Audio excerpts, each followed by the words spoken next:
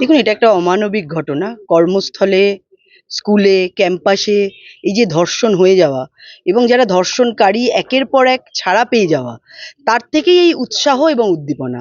এবং তার থেকেই একের পর আমরা দেখতে পাচ্ছি যে ডাক্তার, পড়ুয়ারা তারা পর্যন্ত এই ধর্ষণের শিকার হচ্ছে, বারবার মৃত্যুমুখে যাচ্ছে। আমরা অভয়ার থেকে সেই উদাহরণ পেয়ে থাকি।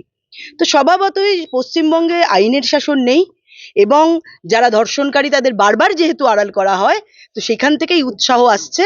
তো মায়েরা, বোনেদের আমরা আগ্রহ করব এখন থেকে এই বিষয়ে প্রত্যেকে আন্দোলন করা, নিজেদের জনমত তৈরি করা এবং যে বাংলার মেয়েকে চায় বলে যারা প্রচার করেছিল, সেই বাংলার মেয়েরা যে প্রতি ক্ষেত্রে, প্রতি জায়গায় ধর্ষিতা এবং খুন হয়ে যাচ্ছে, সেটা তার উৎকৃষ্ট প্রমাণ। আপনি মহিলা মোর্চার সভানেত্রী রাজ্যের, সেই ক্ষেত্রে দুর্গাপুরে কি যাবেন মহিলা মানে এই বিষয়ে? হ্যাঁ, নিশ্চয়ই আমি সেখানে যাব এবং আমরা বিভিন্ন জায়গায় যাই, আন্দোলন আমরা সংগঠিত করছি এবং আমরা অবশ্যই যাব। কারণ আমরা এই ধরনের যারা বারবার নিগৃহীত হচ্ছে, অপমানিত হচ্ছে, লাঞ্ছিত হচ্ছে, আমরা তাদের পাশে আছি সবসময়।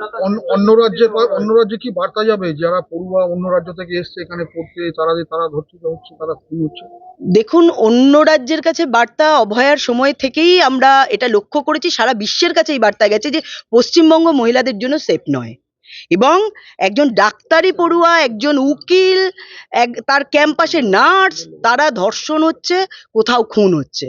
তো এটা আমাদের মাথা নিচু হয়ে যায় সারা ভারতবর্ষের অন্যান্য রাজ্যের কাছে শুধু নয়, বা এই ভারতবর্ষের বাইরে অন্যান্য দেশের কাছেও, যেখানে এই সংবাদ মাধ্যম সংবাদ পরিবেশিত হচ্ছে। মহিলা মোর্চার থেকে কিছু করবেন এটা নিয়ে? দেখুন, এইটা একটাই এটার বিষয়, এটা হচ্ছে এই সরকার পরিবর্তন। কারণ এই সরকার, যারা এরম রেপ হচ্ছে প্রত্যেক জায়গায়, এই যে একটু আগে আমি শুনছিলাম যে কলকাতা সব থেকে সেফেস্ট সিটি, কি করে হয়? কারণ এখানে কোনো রকম এই যে বিভিন্ন ধরনের যে অভিযোগ, সেই অভিযোগই থানায় নেওয়া হয় না। তো অভিযোগের ভিত্তিতেই তো এটা হয় যে কোনটা সেফ আর কোনটা আনসেফ। তো আমরা কার্যক্ষেত্রে প্রত্যক্ষভাবে দেখতে পাচ্ছি প্রত্যেকদিন কমসে কম 5 জন করে মহিলা, যেটা রেকর্ড হচ্ছে, তারা ধর্ষণ হচ্ছে। তারপরেও আমরা বলছি সেফেস্ট সিটি। তার মানে এখানে যারা ধর্ষিত হচ্ছে, যারা এই ধরনের ঘটনা ঘটছে, তাদের কোনো অভিযোগ লিপিবদ্ধই করা হয় না, যার জন্য এত ঘটনার পরেও গলা উঁচু করে আমাদের সরকার বলে যে কলকাতা সেফেস্ট সিটি। এটা খুব লজ্জাজনক এবং মর্মান্তিক। চারিদিকে সিসিটিভি দিয়ে মোড়া, তারপরেও অপরাধীরা পালিয়ে যায়, এখনো পর্যন্ত ধরা পড়ে না। সিসিটিভি তো অপরাধীদের জন্য নয়, খুনিদের জন্য নয়, সিসিটিভি যারা আন্দোলন করবে তাদের জন্য। আমরা কদিন আগে হাওড়া ব্রিজে খগেন মুর্মুকে নিয়ে আন্দোলন করতে গেছিলাম, সেখানে আপনারা আপনাদের সংবাদ মাধ্যমের মাধ্যমে দেখেছেন যে পরিমাণ পুলিশ ছিল আমাদের আটকাবার জন্য।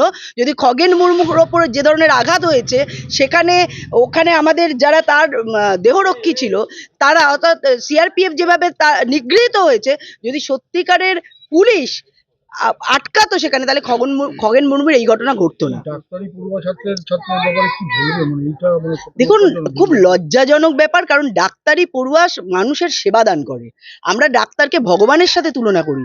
তো সেই ডাক্তাররা বারবার রেপের শিকার হচ্ছে, খুন হচ্ছে, নিগৃহীত হচ্ছে। এটা, এই লজ্জা রাখার মতো জায়গা নেই।